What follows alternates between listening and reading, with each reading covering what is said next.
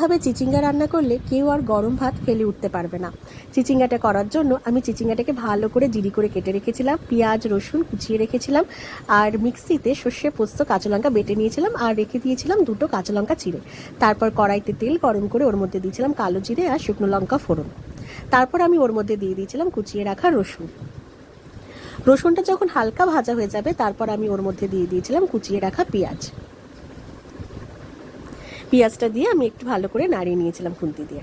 তারপর আমি এর মধ্যে দিয়েছিলাম চিচিঙ্গা দিয়েও আমি ভালো করে একটু নাড়িয়ে নিয়ে ওর মধ্যে দিয়ে দিয়েছিলাম নুন,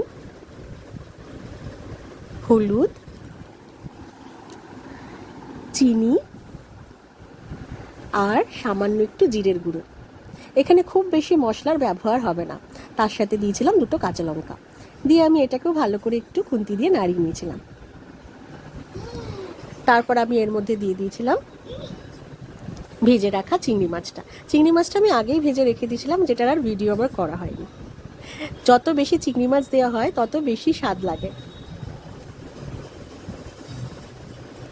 তারপর আমি এর মধ্যে দিয়ে দেবো নারকেল কুড়ো। এটা আমি দোকান থেকে কিনে নিয়ে এসেছিলাম, আর আপনারা চাইলে এটাকে বাজার থেকেও নারকেল কিনে কুড়িয়ে দিতে পারেন, তার স্বাদ কিন্তু আরও অন্যরকম হয়। তারপর আমি এই বেটে রাখা মশলাটা দিয়ে দিয়েছিলাম, সর্ষে পোস্ত আর কাঁচা লঙ্কা বাটা। সামান্য একটু জল দিয়ে এটাকে আমি একটু কষতে দিয়েছিলাম।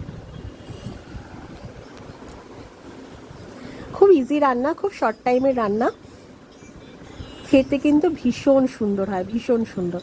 বাড়িতে একবার এরকমভাবে বানিয়ে দেখবেন, খুব ভালো লাগবে।